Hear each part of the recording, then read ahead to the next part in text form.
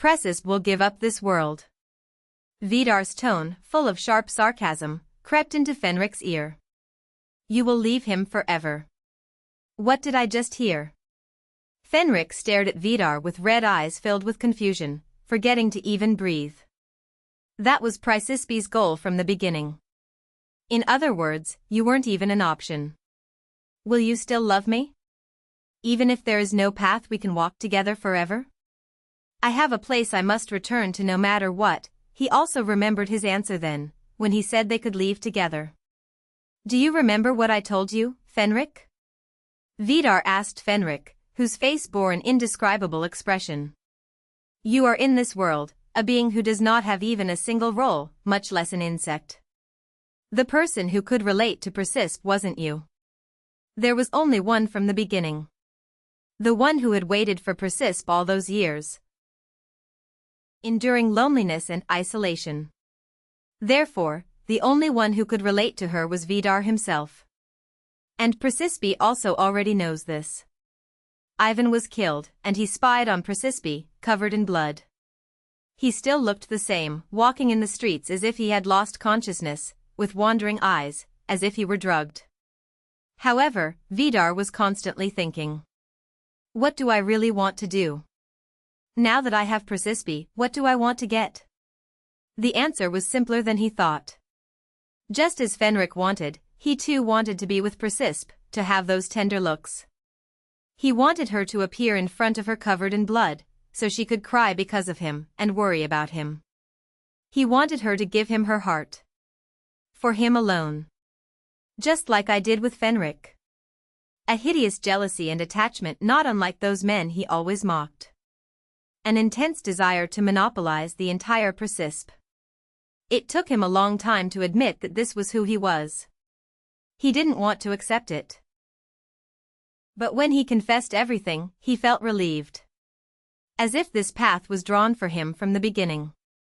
The anger that had been simmering aimlessly faded, and the hatred subsided. It was just that accepting this fact was difficult. From the beginning, this was right. This was the answer. Then Vidar immediately pledged himself to put everything back in its rightful place, and to get Presepe back. Presepe is not leaving. Vidar said with a sly smile as he continued, I will detain her. By all means possible. So that she can never leave this place. He was never going to calmly watch Presepe walk out of the game tied to anyone else. He will restrict her by any means. To stay beside him, who never dies, forever. To live together. To get back the thousands of years he spent waiting. But you don't have that power. Do you know what this means? No matter how hard you try, in the end, you. Vidar stopped talking and took long strides towards Fenric. You can't be the person Presepe chooses, and you can't keep her by your side. Then he whispered in his ear, with the power I gave you, with the way I taught you, did you think you'd be able to keep Presepe by your side? You were nothing from the beginning. Vidar smiled, showing that he really found it funny. Now everything will be back to how it was. But not the way he used to, where he was just killing everything. Rather, he will follow Fenric's method. To make Presepe trust him. He exchanged the same look she directed at Fenric. Vidar thought to himself, the game is over, Fenric.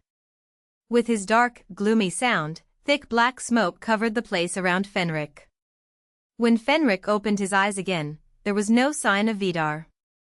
Moments later, he began to hear noises around him. The sounds of the cartwheels turning quickly. Passing conversations of people. The hooves of horses passing by. But Fenric remained standing in the middle of the street, motionless. His red eyes, burning like fire, held a mixture of emotions.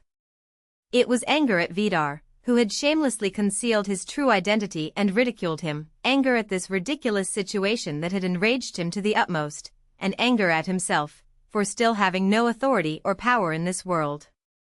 But what was holding his feet like a deep swamp and drowning him in despair was another reason. The one who could relate to Presepe, who was only one from the beginning.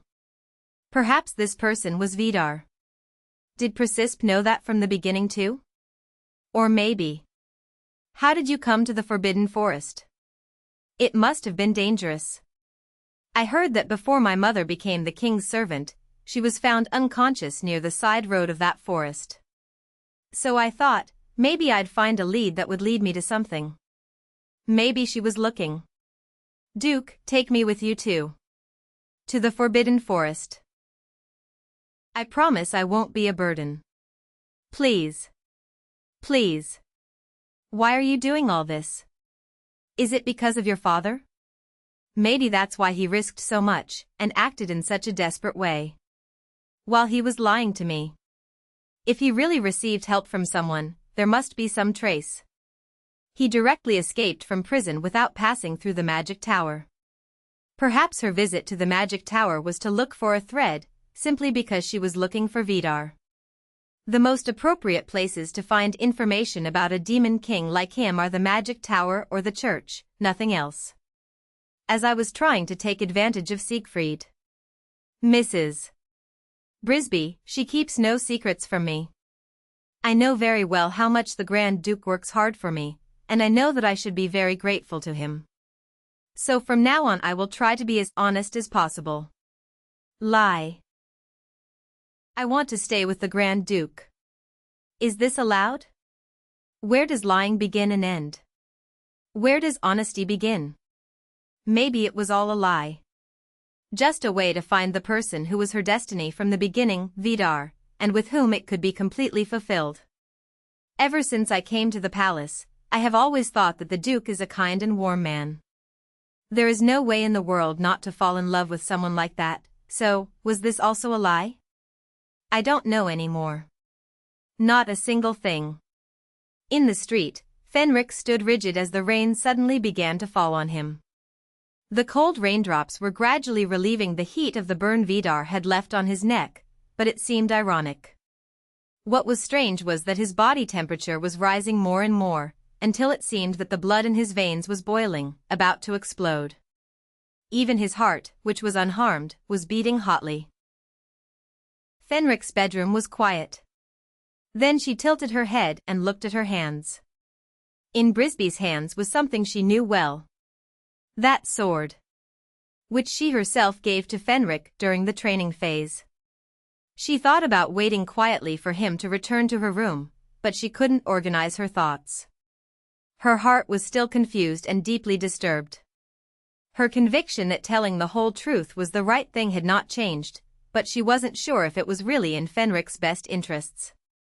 At that time, she suddenly remembered the sword she had given him.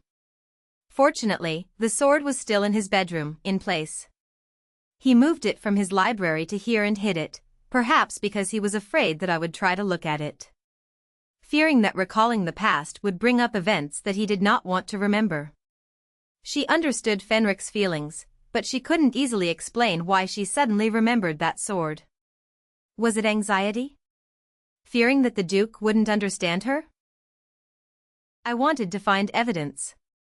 Evidence says, no, it's not. See, he still keeps this sword carefully until now, protecting it by any means possible. He will never do that. If I had not reached out to him at that time, we would never have met. It was going to be a relationship that never even passed, and they never knew each other. But Brisby held out her hand, and Fenric did not forget, but searched for it until he found it. Looking back, the one thing she wanted to keep until the end in this barren world was always Fenric. In the tower, that cage in the Imperial Palace, the thing he left her was the vase. And in the game, the thing was his very existence. Someone like a strange screw that doesn't fit anywhere inside the cogs that turn in this world. Someone who destroyed and confused everything, and in the end saved her. Then I realized Presepe. She doesn't believe Fenric will understand her, but she wishes he would. Even after she revealed the whole truth, she hoped that he would accept it. She sincerely wanted to stay by his side now, even if the time was short. And not just to break the game system. But because she wanted to tell him, my feelings are not different from yours, and I want to be with you until the end. When he comes back, I'll tell him. Everything. And the moment she was wiping the sword, it happened. The closed door opened. Duke Fenric? When she turned, she saw Fenric staring at her, soaked from head to toe by the rain. With strange eyes, there is something strange in them.